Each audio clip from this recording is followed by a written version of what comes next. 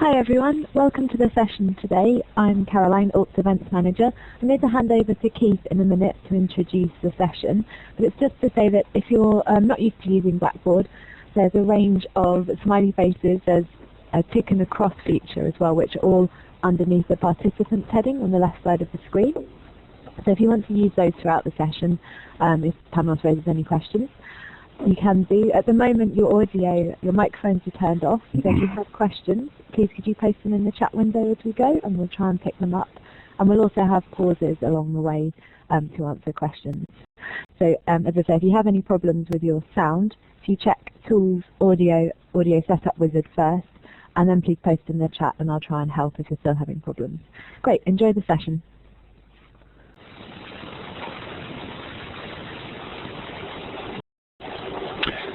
Thanks, Caroline. Welcome, everyone. Welcome to the Week 2 webinar on the focus of learning design for student-directed learning. We're extremely pleased to have Dr Panos Vlachopoulos from Macquarie University in Sydney joining us. And thanks to Panos for joining us so late. 9:30, I think, it is in Sydney at the moment in the evening.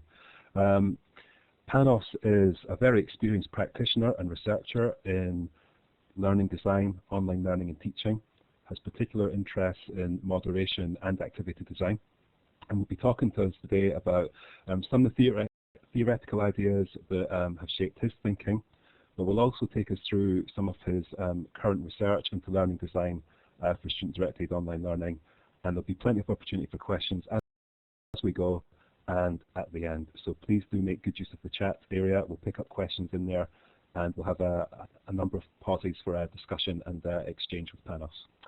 So without any further ado, Panos, on to you. Okay, thanks a lot, Keith. Thanks also to everyone for joining for this session. Yeah, it is actually 9:30 in Australia at the moment, so it's a bit late. I'm the only person actually left here in my building. So what I thought I'll do today with you guys is actually talk you through some of my own my own experiences of being a teacher, an online teacher, and also an online designer of experiences of learners in different contexts, blended learning and fully online learning. But primarily what I want to do is also to engage you in a dialogue about the importance or not of thinking about student-directed learning nowadays. Very quickly, I just want to tell you that literally a few hours ago, the federal government here in Australia announced the new budget for Australian higher education, which actually includes a cut of $80 billion, that's approximately £50 billion in terms of health and education, including a lot of cuts, as you can imagine, in university funding, which involves the freedom now of universities to start charging more and more in terms of their degrees. Practically, each university will be able to charge as they please for the degrees they offer. So you can imagine now, take this as part of an introductory comment, imagine an environment where universities, they start competing with each other in terms of their offers, in terms of the quality, in terms of their product, in terms of the degrees they offer. And at the same time, ourselves, as the teachers and the designers, having to work with students that they come from different backgrounds and trying to make sense of it. So it's a very interesting moment actually to be in education. It's a very fascinating time to think how we can get it right for the students. They are arriving in the universities and they actually want to learn, and some of them they pay a lot of money in order to learn. So take this just as a very quick point. Quickly, that's my details here. So I'm very happy for you to get in touch with me at any point after the presentation if you have any further questions. If you want to discuss ideas, please do so. I'm based at Macquarie University. Macquarie University is in northern Sydney. Beautiful campus. I put just here a few photos just to make you look about how we are here. Beautiful weather still, nice environment, nice buildings. And the university actually claims to be one of the universities that take into account the student experience, more perhaps than other universities. In what way? We call the university as the non-traditional university, hoping to give to students different experiences outside, if you want, just the classroom experience. And that's a very fascinating place to be. The university is a size of around 38,000, 39,000, so it's a lot. and has a good area of specialization.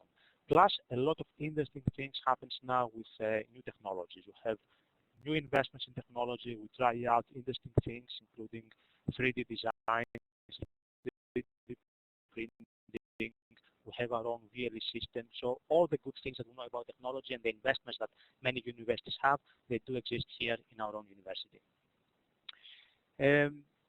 Now, there's 3 parts in the presentation, and I would like to stop in particular parts and ask you to step in and give me your comments. The first part will be a bit more theoretical, practically to try to put in context what I think literature and different theories mean when they talk about student-directed learning. The second part will be my own piece of research, which at the moment I'm in the process of writing on student-directed learning that involves online courses here at Macquarie University, either for what we call here a compressed accelerated curriculum, but also for normal sessions. And the third part will be pretty much the lessons learned and some examples that I would like to discuss with you. If for any reason you have the questions, type them on the chat. If you want me to slow down, do things, please use the emoticons. At some points, I will ask you to give me happy smiley faces to make sure that you all follow, particularly follow and understand my accent, my Mediterranean accent. I'm Greek by origin. And if you have any questions at some point, I will actually pause and take them as well. So can I take this opportunity just to double check everybody's okay with my introduction? Give me a happy smiley face, and I will continue with the main part. Okay, quite a few. Thank you. I will start with what I consider or I found over the years to be a quite wise quotation or quote for us as academics, as designers, reading and trying to make sense of educational research and educational literature. If you read or if you've seen Alice in Wonderland, there is a good character there called the Humpty Dumpty, and there's a question there about meaning. So when Humpty Dumpty says, I use a word, it always means the thing that I chose it to mean. That's a very interesting quote to keep in mind. That's something actually that I keep in myself when I ever read about different things in technology-enhanced learning or education. I'm sure you will agree with me that when you read a paper, when you read a book, when you attend a presentation like today's, people, including the presenters, the authors, the authority of the voice, they use definitions, they use terminologies, they use notions, they use concepts that make sense, but they are not exactly the way that you associate with them. So they're not 100%, you're not 100% sure how this has been used in different contexts. So even what I present here, what I would like you to do is to think and see how else or how differently this idea could be used in your own context. Because I will present something that comes obviously now from a different context, from the Australian context, but also from a very small sample of students, which are all my own students. So what I'm saying here is what I choose to present to you, and I hope that you will make sense of yourself. Getting a bit more serious now, if you think about the idea of student-directed learning, you will see in the literature a different variety and different interpretation of this terminology. Early in publications, at the early stages, we were using the term student-focused, or in contrast, teacher-focused. We were using the terms student-centered and teacher-centered. We're using the term student-directed or teacher-directed, but also gains more and more attention the idea of self-directed. So we have a plethora, a variation of different interpretations of this thing that students actually can take control of their own learning. And depending on the approach that the authors take, this has a different meaning. Here are 4 books that over the years I read and I'm using now in terms of my own advice. And all of them, they come from a different perspective. For example, one of the very first books that you would possibly read, or I advise you to read, in order to understand the idea of student-directedness, comes from Carl Rogers, and one of the seminal books, Freedom to Learn. Well, Carl Rogers was a psychotherapist himself. He wrote a lot about human connection, how people actually connect with each other, and she places a strong emphasis on the role of the teacher as a fellow learner. In other words, Rogers would say that as long as the teacher can put himself or herself in the place of the learner, they can think like them, then they allow all this freedom for learning to happen with their learners. It's a very difficult thing to do. It's a very interesting thing to do if you try it. But at the same time, Rogers has been quoted only a few times in literature around student-directed learning. And I come back to him. Next to it, I have a book by Professor John Cowan. He's also a good colleague of mine, a good friend of mine, who wrote a book on becoming an innovative university teacher. Now, John, he will talk about student-directed learning from the approach of reflective practice. In other words, this idea of student-directed learning is open for discovery and is open for negotiation through, if you want, an internal process of thinking what is better at a particular point.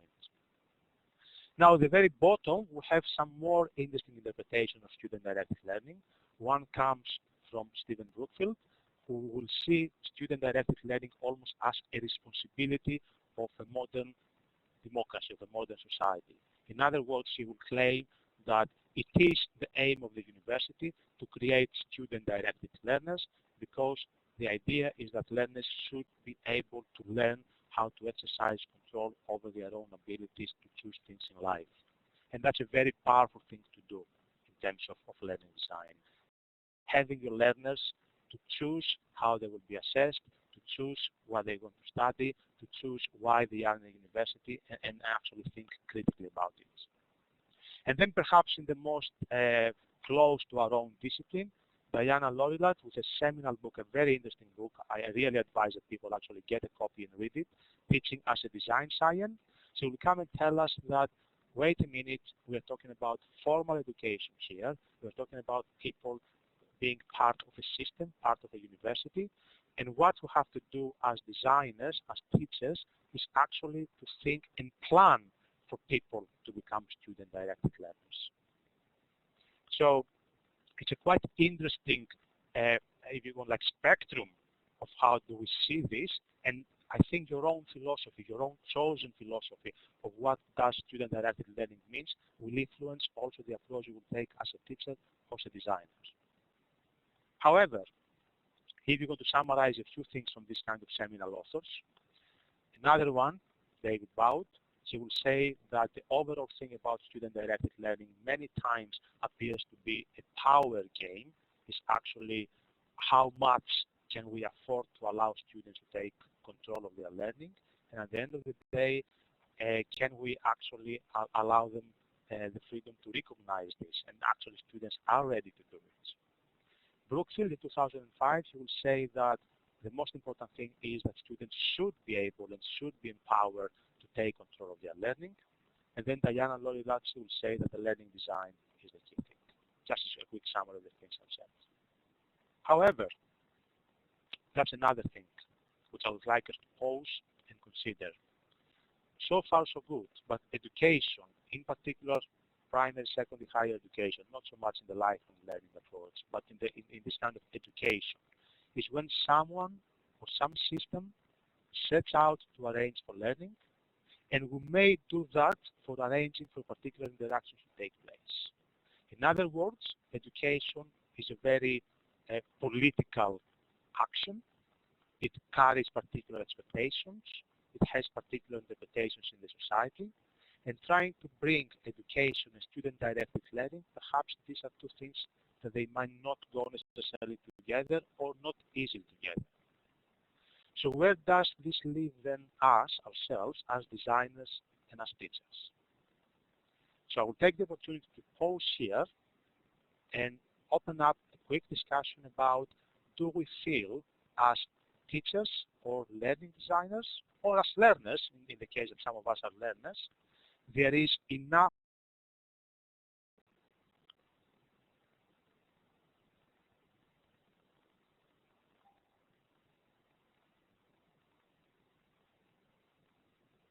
Okay, I can see there is a question. I don't know how Keith are going to open the microphone.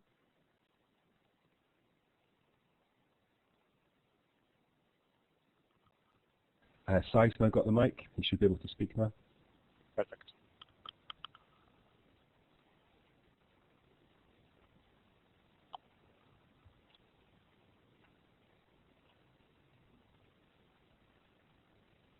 I don't think we have sound though.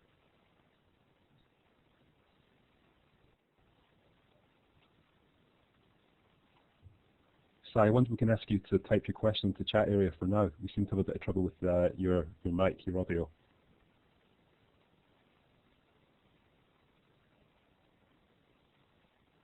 Okay, maybe we'll just wait a bit. I've seen an interesting comment, Keith, on the chat as we wait for the comment, which is about if there is a scope for informal learning, and that's a very good point. And the big question is whether ourselves as designers of the learning experience, we should be, if you want, worrying about creating the informal space for students to learn. In other ways, we want to be able to design for their own independent study, their own informal study, or do we go a bit too much by doing that? And that's a question I'm going to come back in a while after I present some of my findings. But it's a very important point. If we as educators, we are expected nowadays to start thinking beyond the formality, beyond what is supposed to be the curriculum. Absolutely, and I wonder also, Panos, Gordon McLeod had a question in terms of the continuum you presented from teacher sort of controlled all the way through to student controlled. Gordon was wondering, where do you think student generated falls into that continuum? Well, I would say the student generated, especially in the idea that students contribute, if you want, new knowledge back to the system, back to the learners. It falls mostly into the idea of the student directed as opposed to the student centered. Because the student centered, as a definition, the way I read it and the papers they are using it, is pretty much that someone else, the teacher themselves, they just design with the student in mind. The student-generated approach is actually that the teacher trusts the students to design for them, to generate for them and the rest of the group. So I can see actually two different things there. Okay, thanks very much. And also, if we just go back to Sai, Sai's got his comment in the chat area now, and he was saying that he agreed with the comment you made around self-directed learning needing to fit into a well-designed structure. Sai, you should be able to use the mic if you want to click on the talk button, if you want to add to that.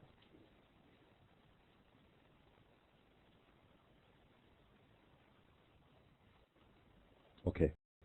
I think Sai might be having maybe a little difficulty, but we've got his comment there in the chat area as well, so thanks for that, Sai. Perfect. I think it's yeah. I'm just reading a few more of the comments, which is about the learning design and the idea that we need to have learning objectives. It's a very important theoretical point there. Learning objectives, the way that at least I see them, unless they allow some sort of negotiation with the learners themselves, somehow they divert us from this idea of student-directed learning.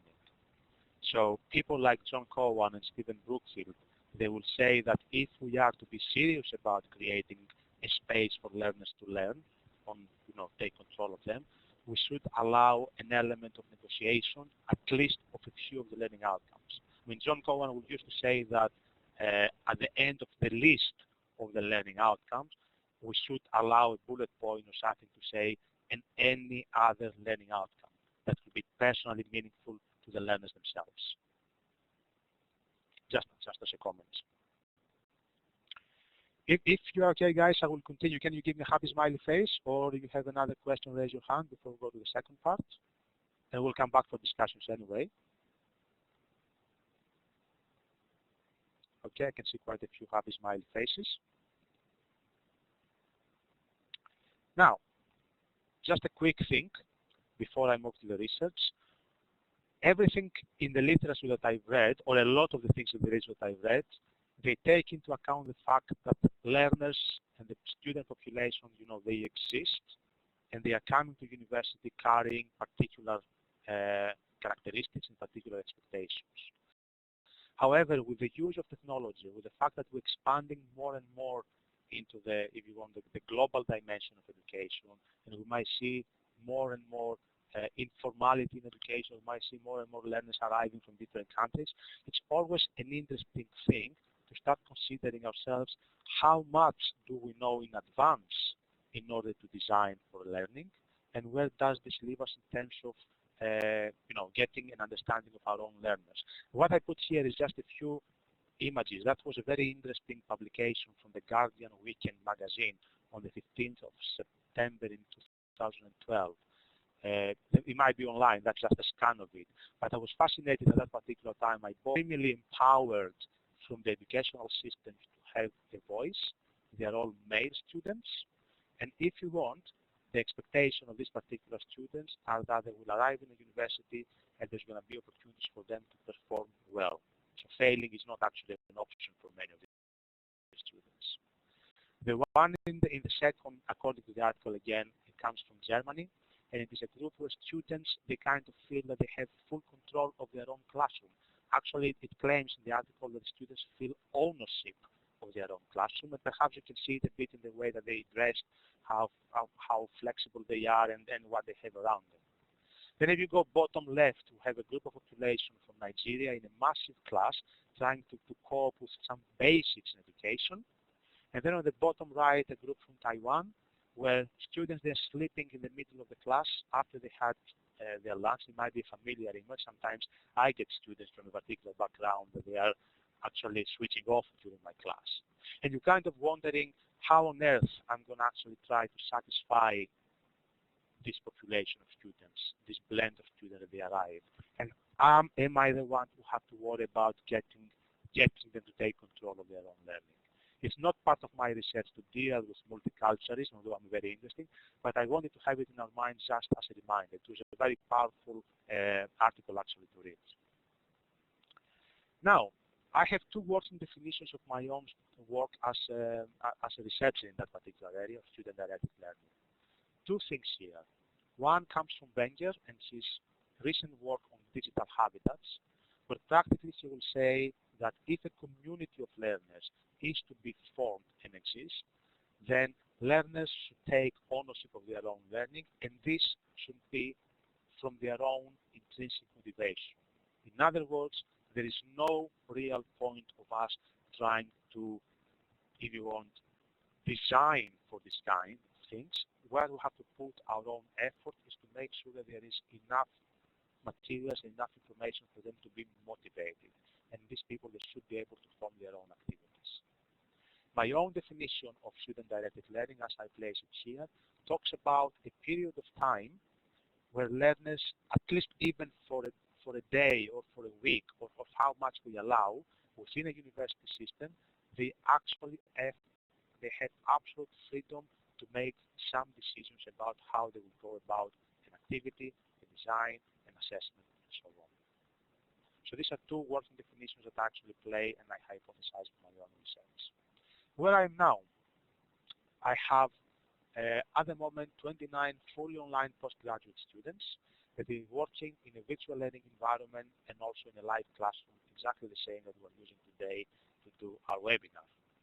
I use a framework which I've developed as part of my own research roughly 6 years ago now, and I have done some modifications of it. And two types of activities in order to find out how my learners, they move from being more, if you want, teacher-focused or teacher-directed to be more independent. And I'm using the idea of guided and discovery in terms of my own activities. And I'm going to quickly present to you the findings of a quite intensive research I ran over a period of 1 semester. Now, the learning design framework I kind of apply is the idea of it places the idea of a ring fence in order, if you want, to allow this kind of notional separation of what is expected of learners in the university as part of the curriculum, and where actually they have time to negotiate elements of this curriculum.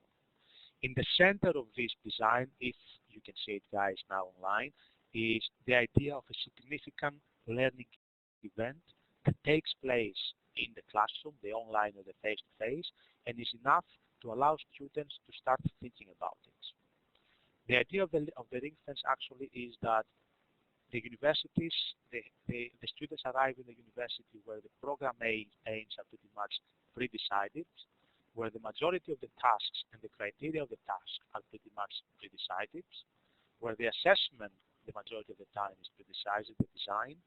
The roles, including perhaps the role of being a student-directed learner, is pre-decided and imposed to them. And also the ethos and the principle of how this thing will work is pre-decided. So the question is, what sort of student-directed learning can we have with all these things already imposed to us as teachers and as learners? So what I'm trying to discuss here, is there any way at least to think at an activity level where we can create and protect, allow me to say, our students from the complexity of education and give them a choice at least to do something the way that they would prefer to do it. It's a bit, I'm just putting it very, very, very quickly and very naively here, but almost I try when I design to put a pen and draw a line and say, well, these things I cannot mess because quality assurance and a number of things in the university will be very upset with me if I put it to my students. But if I am to design for student-directed learning, what can I afford to allow for negotiation? And if you are struggling with this idea, I would actually advise you to go back to your designs and try this, and try to ring fence what actually you think is truly student-directed learning. And you will be surprised how little actually we do and how little we allow students to do this. Now, what I did, I gave my students opportunities to play with different activities, all to be consistent, involving students reading materials or watching videos. And then I gave them what we say, like the online discussions. I gave them the opportunity to take part in an online discussion. Some of them, they were guided, meaning I was there with a decision about what to be discussed, and the students, they had, if you want, the freedom to interact for a period of time and bring their own interpretation.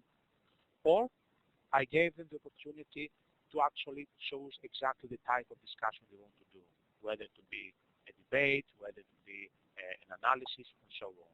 In a way, discover themselves how they're going to tackle that. And I did that for both synchronous and asynchronous.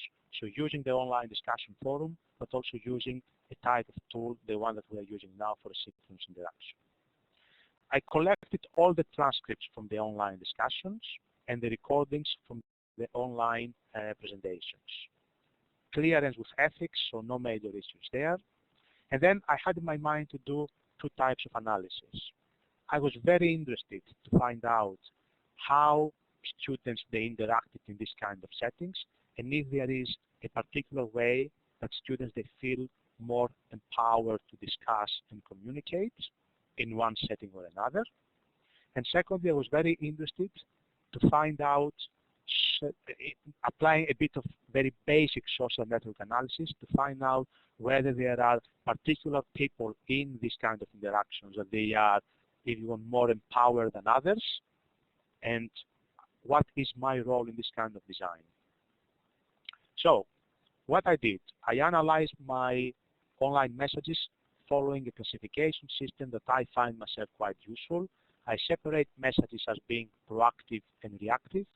Proactive means the learners, they go there and they initiate something for themselves without being asked to do it. Reactive means that actually they go and they always follow up someone, another learner or the tutor.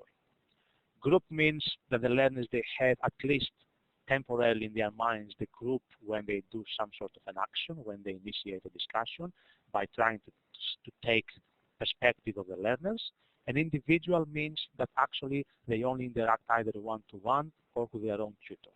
And I try to do kind of content analysis based on that. And for the social network analysis, I was interested in three main things.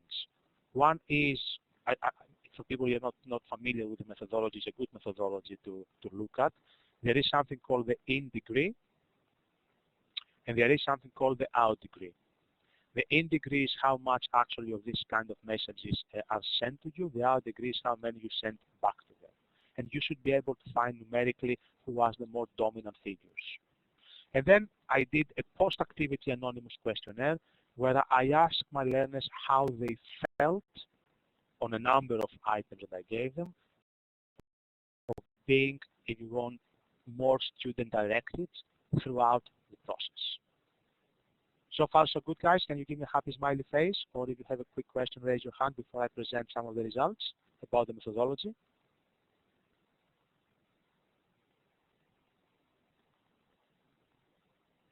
Okay, I can see a few happy smiley faces. Some people, they might be a bit confused, but hopefully we will come back to it.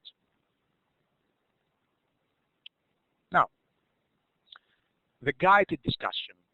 The guided discussion, keep in mind, I asked my learners to read articles, I gave them the questions, and I told them that you have 10 days to come back with a reply. Sounds familiar? It's very familiar to me, at least, as a teacher, but also when I was a learner, and it's very familiar to the designs I've seen here at Macquarie. You know, we want to have control about what they will discuss and how they will discuss it. After I analyzed that, I found out that in this type of interaction, of activity, of design, if you want to call it like that, the most frequent type of postings were actually the individual proactive and the individual reactive. Not surprisingly for me, because actually the task was almost prompt them to go and reply to myself, to the activity, to the person who had the authority to decide what is to happen.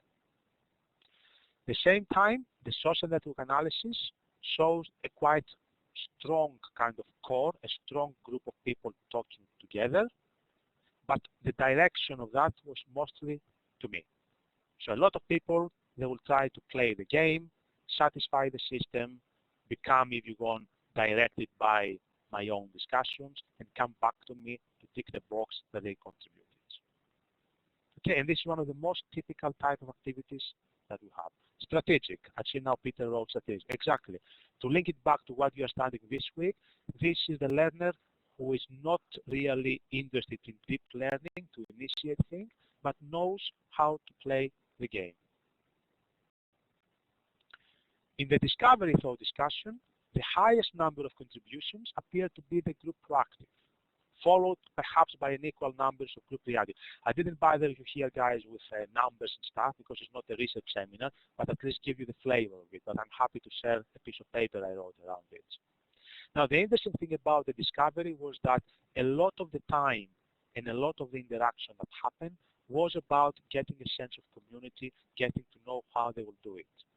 So if you ask me as a designer, as a teacher, if I was satisfied with what was happening, I would tell you that it took a lot of time to warm up. It took a lot of time to start discussing.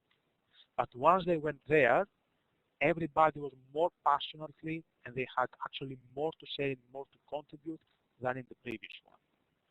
So at the beginning, the activity appeared to be almost a disaster because they couldn't even find their way around. But for those they did find their way around, it was a liberating activity. They could actually bring their own examples. The social network analysis brought some interesting things, and that was that actually the messages that they were diverted to me were pretty much, well, it was pretty much balanced. So I was getting same amount of things, but the messages that I had to feel to send out, the out degree of mine, they were actually pretty much lower in that kind of case. And also the messages sent were more in relation to the content of the actual activity. Another interesting thing from the social network analysis was the fact that there were more smaller groups of people. So the big network that I had in my mind, everybody around me discussing, become groups or cliques, as we call them in networks, of people, 3 or 4 creating their own discussions. Personally, I like that. When I've seen this thing, that actually my learners, they managed to find partners with them and discuss, it was something that I thought was much healthier and much wealthier than trying simply to discuss as one and common group. Now, that's very interesting. It's a very quick, if you want, like representation of what my learners said about a number of things I asked them. in terms of the 4 different types of activities. I just ask you for a second to look at this diagram and follow the red line. The red line is about asynchronous guided discussion. So online discussions, I was there and they were guided throughout the process. I asked them, for example, to tell me if they've seen a particular value, and you can see here on the top of this kind of diagram. Let me just take the pointers here if I can, so I can use it. So over here, I have the task value internal. Okay. So I asked them, how much do you feel that being part of this activity was a worthwhile experience for you in terms of learning what you thought you would learn? And I got on average a 4.25 or something like that out of 5. For the external value, it was just over 1.75. That's from 1 to 5, how much and how little. Yeah. When I asked them about able to set learning orientated goals, again it was quite high, and the ability to evaluate was quite high. Now, follow for a second the same type of pattern on the asynchronous discovery task, which in this case, it will be the totally outside one, the purple one. You will see that the highest one of the internal value was that. The highest of the feedback was over there. And also the higher of the orientated goals. The lower for this type of activity was of them setting performance goals. So in other words, the asynchronous discovery task, according to their own perception, was the one that made them somehow think that there is some value that they can understand, and they felt less stressed in terms of having to perform well. So there's a very good, for me it was very eye-opening about where I introduced a particular activity. Now you follow the same kind of pattern in terms of the synchronous asynchronous. For example, if you see the synchronous guided discussion as opposed to the asynchronous guided discussion, and that will be the blue with the reds in our discipline, you will see here, for example, that in terms of task value, internal task value, the synchronous guided gave me just over 1 point, I think just over 2 out of 5. So in other words, a lot of them, they didn't see the real value of doing this openly with a moderator online. I don't know if it makes sense to you, but to me it was very interesting in terms of the design to ask them this kind of questions. Now, what's the key message? I can confidently say from what I've done so far with my learners, but also from previous research I've done, that learning designers, tutors who teach in an online or in a fully distance or in a blended learning course, if we carefully consider at the activity level to create opportunities for learners to take control over their own learning, in other ways they can free to learn, that's something that can happen, and it can happen without necessarily the presence of an authoritative figure or prescribed tutor. And that's a very important thing, especially when we talk about opening up education, about flexibility, and including a lot of open educational practices. So learners themselves, if they see a value for an activity, a space, we can design the space for them to negotiate an activity, negotiate what they want to learn, this can flourish and become a very meaningful activity. If we bring them back and we prescribe to them the way we want them to be student-directed learning, they will be very much strategic. They will do it, but not necessarily they will get what they want out of it. So actually the message to us is encouraging. Careful design in the outset from our own point of view does not necessarily mean we need to have all the learning sequence in advance. What you have to do is to have this kind of ring-fenced areas where we can allow, and we can allow the time and the luxury of time for people to negotiate it and do it. And this is where technology plays an important role, and this is where we are very privileged to be using technology as opposed to try to replicate this in a face-to-face classroom. Because with all these extra tools that we have available, including the opportunities for students to keep their own notes, the opportunity to create their own groupings, the opportunities to go outside and open up discussions and dialogues, are there, it's their ring-fence space. The big discussion for us is whether the VLEs are the best places to ring-fence, or where we should be actually looking to allow student-directed learning with actually student-directed technology to take place, with Web 2, their own personal learning spaces. So that's one question for us. If we are to do it, can we actually make it work in a very strict and prescribed environment like a virtual learning environment? So what it's all about to us is not about getting the learning design ready and without a negotiation, having a ready design for them to play, but developing through the learning design possibilities and abilities for students to take ownership. Allow me to say that you will get substantial resistance from both the learners themselves and the university, because it's risky, it's more time consuming. Most important is unsettling, because any discovery and any deep learning is unsettling. The other is a strategic one. It takes learners and teachers to become facilitators. That's almost common sense now. It's reported all over the publications and the books about online learning that we should become facilitators. But facilitator, that does not mean that you will just be there to guide them through a prescribed route, but you are there to facilitate them to find their learning position, to find what they want to be. People that they have achieved that, often they quote, it is a liberating experience and seems to be more personally significant. I'll stop here. I'm open for any kind of comments and questions, and I'm happy to go back to any of the slides. Thank you. Panos, thanks very much indeed. That was great, and it's generated a lot of comments on Twitter and in the chat room. I think what we'll probably do is invite questions in the chat area, but also if anyone wants to raise their hand, we can then pass the mic to them. So if someone wants to be brave enough to go first, that would be much appreciated. Okay, let's see who we got. Okay, Sai, fingers crossed this time, Sai.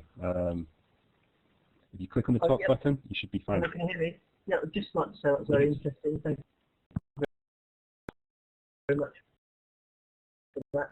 And I got very excited because we took on a pilot blended learning program for the Metropolitan College, and some of the issues that have been raised in the presentation we have experience and no, that's a comment. That's a very good comment, actually, that you put there, Sai. I think it is important always to, I mean, it's good to find out that actually people are the designers ourselves, the teachers and the designers. We are actually, I hopefully see through this kind of presentation that it is a fascinating area to be in, it's a fascinating area to work. I think what we have to really get right for ourselves is the parameters of student directedness. In other words, we should plan realistically for what we want to have in a university and what our learners to be. In other words, if we try to do everything, if we try to try many things, if we try to innovate all the time, this does not necessarily make the experience more student-directed by allowing students sporadically to go around and do things. As long as we have carefully selected, if you want, the spaces and the time and the type of activity that the students are free to learn, that should be a good starting point for us. Opening up the whole course, making the whole thing student-centered sounds very attractive, and some universities actually they might claim they are doing it. But at the end of the day, it is about education, it is about learning outcomes, as you heard previously. These things all exist. We don't delete them, we appreciate them, and we work with them.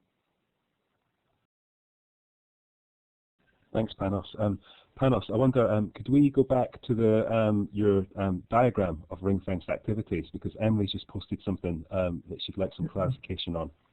The findings or the framework? I think it's the framework. Yeah, excellent. Yes. So Emily is asking in the chat area, it appears that different types of forum are relevant for different timings. on the course. For example, synchronous and tutor-led does help to build a community. I wonder if you can just have a look at her comment at the bottom of the chat area and maybe just clarify that for us. That's from Moira, yeah? What was the point that tripped the Sorry, Panos, no, the one above, Emily's question, that came in first. Okay, it appears that different types of forum are relevant at different timings. Synchronous tutor-led. Okay, yeah, good points here. The synchronous tutor-led helps to build the community. Yes, I think this is actually this diagram over here. A bit, I think, if we are right. Yeah, the community building, you will see it there. It was, I think, 4.75 out of 5 in terms of the value. And with an interesting point, this is where this kind of research help us.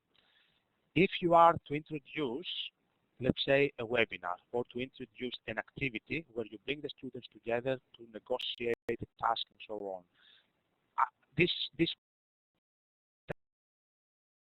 tells to me that perhaps we need to be very careful at what point we will introduce this type of experience for the learners. So if community building and synchronicity, because this brings this kind of warmth, the face, the voice, is something we think we need to do at the beginning, because traditionally our students, they don't bond and we lose time. You use this wisdom, if you want, this knowledge, and you start an online activity, or you start an online experience with a community building using the synchronous communication. However, if what you want to do is to allow first the students to find out their own steps and not being influenced by others from the community before you introduce them to the community, in a way, from a design point of view, you step back, you allow first a couple of days in the online VLE for students to experiment, do things, post some initial postings, and then you use this, if you want, this hot card that you have, this interesting card, which is called synchronicity, in order to infuse the community building. Does this make sense? Give me a happy smiley face or a comment.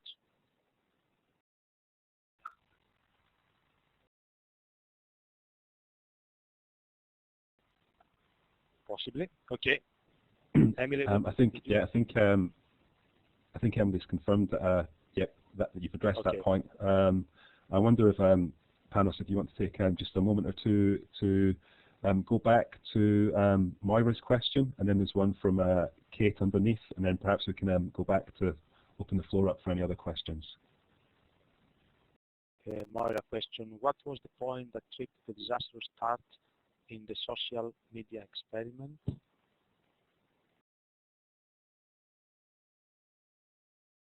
That was, are you referring, I'm just thinking about the context of it, are you referring to the network analysis? Moira. Yeah, Moira's confirmed she is referring to that, yeah. Okay, I think, yeah, that's right, okay. So the key thing about the social network analysis was that two things there. One is that the learners themselves, at the very beginning of especially at the very beginning of the guided activity, they were all, if you want, concentrated around being strategic learners. So they were all trying to be online. They were all trying to put their initial contributions to the online discussion forum, and they were all trying to use step by step the guide that I gave them, including when they have to do it, for how long, how much they can write, and so on. And I would say it was a disastrous start. Perhaps I use this particular terminology, I try to remember now, because what did, it's generated a lot of traffic at the very beginning of the discussion. In the very first days, we had something like 9 messages, and people who were really serious about thinking and commenting on different ones, they almost felt, like diverted. Generated a lot of discussion without people thinking about the discussion. Just they were pressurized to go and do it. So from my point of view, I would be very careful for my own students. If I design an online activity, how much instruction I will allow them to have at the very beginning, because they will do I have the power, because I am the tutor, to grasp the strategic learners and generate an outcome out of it. So I can play this in a good way. If I have students, like 90 students, 100 students, all going through the online discussion and agreeing and disagreeing with the point I made, I don't see real value to it. So the task value is very small. What can I do alternatively is I can ask them, for example, to put a question in the online discussion, hoping that this will then generate a follow-up action of the learners. So we can avoid this kind of disasters of overwhelming students in a very student into quotation directed learning activity, avoiding this kind of traffic and nonsense, allow me to say, by simply checking carefully what type of instruction, what type of student-directed approach we will allow at the beginning or at the end. I don't know if that answers, Moira, but from a learning design, it's very important to consider what type of forum, what type of activity it will cause, what type of interaction, and be proactive in that, because we can see it many times. Okay, thanks, Panos. A couple of other questions have come in, and we've still got a good few minutes left. So I wonder if we can maybe move to Kate's question, which is a straightforward one. Kate would like to know which technology you've been using for your VLEs. Yes, for the VLEs, we're using Moodle, the latest version of Moodle. In the Moodle, we have Blackboard, Illuminator, Blackboard Collaborate, as it's called now, the Collaborate as the synchronous one. And as part of it, we do allow students also to use any kind of blog outside the system. So the fixed technology, the one, if you want, that is prescribed to them is the VLE, the Moodle. The rest of it is up to the learners to come and tell us what sort of blog or what sort of wiki tool they want to use. If you are using Thanks, I'm Moodle, just wondering. If you are using Moodle, there is also a tool called Snap. Allows you to actually create quick visual diagrams of the interactions. And this is very powerful to do if you have, to play it back to the students. Go back to students, let's say in 1 week, and say, this is what we achieved in an online discussion. Does it look like a healthy interaction model? So Moodle has some kind of added bonuses because it has this kind of technologies embedded. Sorry, Keith, that just was an extra thing. No problem. I was just wondering, just sort of thinking out loud, whether you've just answered your own question there around whether the VLE can be a good space for ring fencing effective online activities, and it sounds like potentially it can be, but where it's blended with other technologies that the learners will find useful. Yes, well, what I think is that the VLE in a way is the dominant space, so carries all the power dynamics that the classroom and a setting carries in the university. However, the fact that it is asynchronous, most of it happens over time, and allows students a bit the flexibility to explore it in their own way, makes it a more suitable place where you can actually start creating these kind of spaces.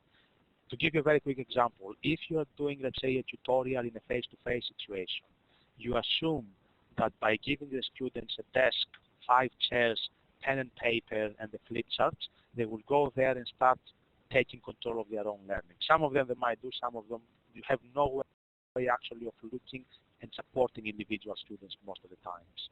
In the online environment, you can carefully actually separate the dynamics, you can carefully create the rooms that you need, and if necessary, if it doesn't work, you can open it up to another tool, for example, a Google Doc or something else, where the learners they can feel perhaps more empowered to go there and learn. So you have this kind of flexibility. You use it as a starting point, and then you can start expanding it and allowing students to bring their own tools into that. Okay, fantastic. Thank you. Panos, I'm just looking through the chat area and just trying to establish whether we've covered most of the questions or things that have emerged over the last 10-15 minutes. I think we've got most things. Apologies to colleagues if I've missed any kind of burning questions in there that haven't been addressed, at least partially. But I'm conscious we've got maybe just 3 or 4 minutes left, and I wonder if we might want to open things up again and just see if anyone wants to take the mic for a final question or comment. Yes, happy to do that.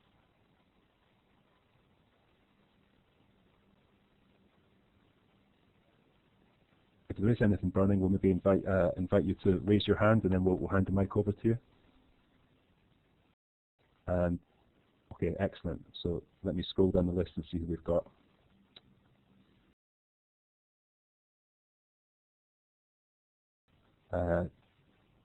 Teresa, yeah, Teresa, over to you. Hi, thanks very much. It's quite quite useful actually that you give me this opportunity to talk, because my question was about voice tools. Certainly in the research I've done, I've found that closing psychological distance between learners at a distance is supported by incorporating voice, the use of voice within online environments.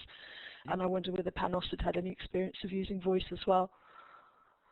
Yes, yes, Teresa. I mean, obviously for the synchronous guided and the synchronous discovery. So in a way, if it is like the voice in terms of the tools like Illuminate or Blackboard Collaborate, yes, and that was very interesting. What I found, however, with the use of voice is that it was the dominant voices that they was always going through the microphone. Yeah. You see what I mean there? So again, it was a very strategic decision, and that's why I felt, if you see a bit on the diagram I have now, when I asked them about the synchronous guided, meaning the voice, but with the powerful voice, myself being next to you, okay, so I was still dominating this kind of space, and I asked them a question about if they found an opportunity there to self-evaluate, in other ways, could they see how they performed? I got, I think, one of the worst scores, like 1.25 out of 5 out of these 29 people. They told me that they found this opportunity of using their voices and the synchronous communication as an opportunity for them to think and evaluate how they did it. So yeah. It's a lot of things to say about the voice when actually we are not there. Because that's interesting, because I think the context of my work has been asynchronous voice use, so that's the Blackboard Collaborate voice tools. So that just incorporates voice in the asynchronous forums. And as a language teacher, I've found that the students who've been exchanging conversations through the forum, once they record their conversation, or they record a little bit of themselves speaking, that's actually helped engagement in the conversation, and it's widened it out to others. I would go with that comment 100%. I mean, I didn't use the embedded voice tool, but what I've done is just using little kind of voice clips for students, either to give feedback and so on, and I encourage them to do the same. The asynchronicity and the fact actually they can record it, they can personalize and they post it, helps. The real one creates, in a way, more performance stress than it should. And although it creates this community feeling, at the same time it makes them trying to perform as opposed to link together. Yes, I'd completely understand that. Yes, so having the pressure removed in terms of response, so having the chance to record, listen to it again, and post it when you're happy. Exactly. Yeah. Yes. Thank you. Thanks for that.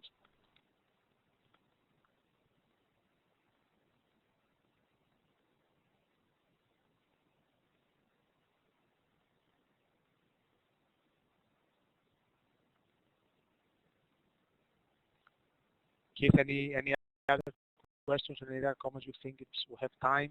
I'm just thinking. Oh, sorry, I was just about to interject. I forgot to turn my microphone on. Sorry, I was just saying, Panos, we're bang on 1:30, so we've come to the end of our hour. So just to thank you very much indeed for a really interesting exploration of some really important issues. Lots of comments online in the chat room and on Twitter, lots of things being shared, and some of your kind of work as well. We'll make sure we try and tie as much of today's webinar discussion into the online forums over the rest of this week as possible. And the recording will be available. But Panos, thanks for joining us so late. We'll let you get to your bed shortly. And colleagues, thanks for joining in and for all your comments and questions. If we could just say a final thank you to Panos, using the round of applause if you can find it, or in the chat room.